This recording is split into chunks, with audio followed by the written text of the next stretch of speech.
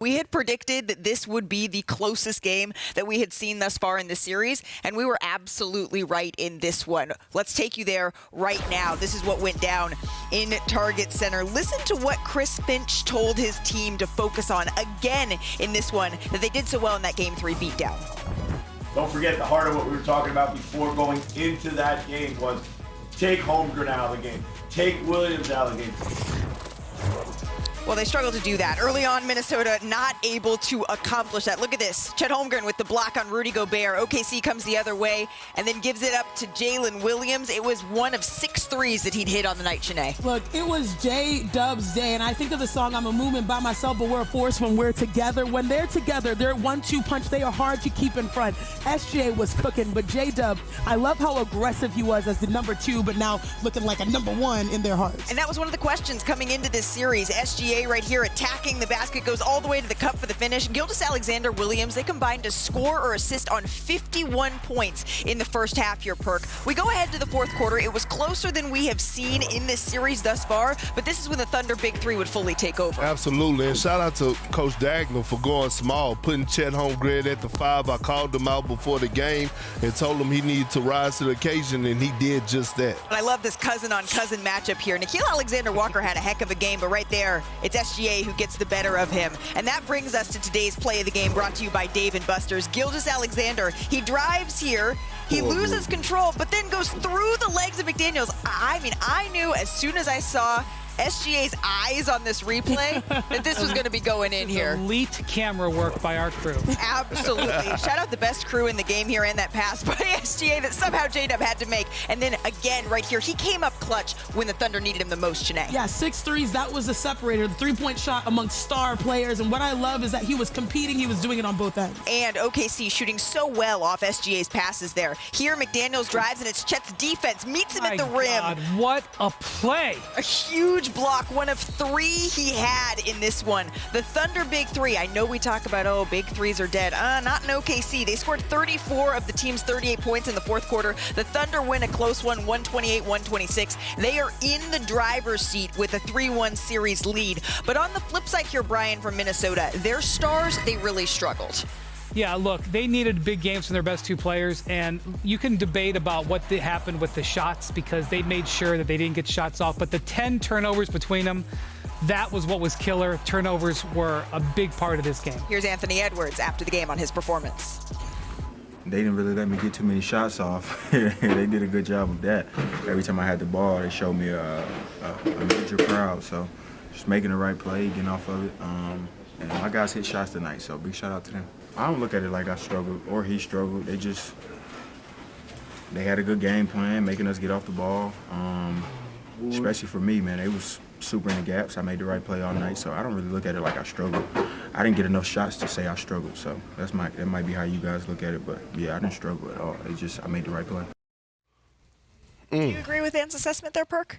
I do. It was, look, they scored 126 points. Right, they shot over 50% from the field, over 40% from the 3, and they made him make the pass to make the others beat him. Right, and look, we can't be mad at Anthony Edwards. Who did the Thunder play last series? Jokic. We all agree he's the best player in the world. That was the worst series of his career. The worst series of his career. 9 shots in Game 7. Yeah. So, I mean, they just did an excellent job, and if you want to look at the tape, I got some tape here. You want to run the tape, run the footage. Here you go right here. Now, look, Luke Dortz, a linebacker, fighting through screens, staying connected. Chet Holmgren did a great job of hedging out. Now, he split it. Look, Alex Caruso, the unsung hero. Then all of a sudden, they hitting the floor, diving for the loose balls. Casey Wallace, he's starting up. He's touching Anthony Edwards up. Everybody's tied on the string. Look at Jalen Williams. He's ready to switch right now. He switches out. They have to go to the opposite side. Active hands. Anthony's over there. He's like, what the hell you want him to do? Yeah, he's got 3 different guys in his face every single time. I have to agree with Perk. I know that it wasn't the type of game that the Wolves and their fans wanted. He was double-teamed 100% of his drives. The Thunder came in with a game plan. Somebody else is going to beat us. It is not going to be Ant again, especially the way Ant came out in Game 3. Look at that, 91. I mean, what is he supposed to do? Do you want him shooting 1 into 3? Look, you can, the turnovers, absolutely, because turnovers are death. if you're going to complain about something, complain about Julius Randle. He's 1 of 7 with 5 turnovers in this game. Randle averaging 3 assists in this series when he averaged 7 last game. I think he played the correct way. It wasn't the ideal way. As Perk said, they scored 41 points in the fourth quarter. That is a brilliant quarter. It was not because of Ant. It was because of the turnovers and the offensive rebounds. That's why they lost. The biggest difference from game 3 to game 4 was Ant's level of aggression. And I understand that double teams and traps and blitzes and having 100% of a help defender on a drive really hurts your ability to really be off, to go off, especially offensively. But when I think about it, we're all teammates here. If you have a teammate that is the best player on your team, that is at home in the Western Conference Finals, in the playoffs, that only shoots the ball twice and a half, to me, that's a failure on all parts. Because you need him to stay in attack mode. We saw what attack mode looked like. What number would be right? Would 4 be correct? Would it be okay? Would 7? I mean, Shea shot the ball how many times yesterday? Yeah, but the difference between Shea and SGA is that Shea and Ant, Oh, excuse me. SGA There's a difference between Shea and SGA sometimes, too. SGA raises his level. My bad. SGA and Ant is that SGA, actually, his number 2 came to play.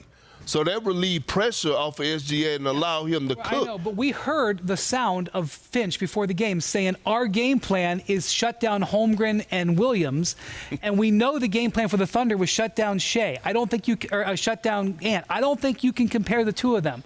I think 2 totally different situations. I think a lot of times in this NBA playoffs, you see coaches get locked into their game plan over 4 quarters, which is true, but sometimes you don't adjust in real time to really help your team and your players. Because the biggest issue is in the fourth quarter, Ant was 2 for 6. And I remember, I think he got 1 or 2 looks at 3. It was almost a wide open look, but he didn't have the requisite aggression or rhythm. I remember after he missed a shot, he hit himself on the head. It was like, man, I really wanted to make that. That to me was the issue. You got to let That's a very fair point by you, who is a player.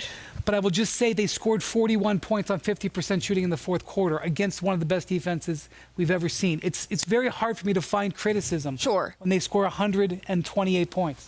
But when you're looking at the fact that Anthony Edwards and Julius Randle, we'll put him in here too, had 6 points in the fourth quarter. And when you look at SGA and just J-Dub, not even putting Chet into the equation, they had 25. That is where the criticism comes in. 41 points. I have a tight question. Scored 41 talking about points. in-game adjustments. I know saying playing him off ball helps, but sometimes when he does have the ball, you saw good things coming. Game 3. And if you're going to trap him, if you're going to trap him, well, maybe he brings it up, you isolate him so he can get downhill, get to the rim and feel a little bit more comfortable. Those were the issues that I had because I loved his unselfish nature. He was making the right play. Everything that you're saying is right.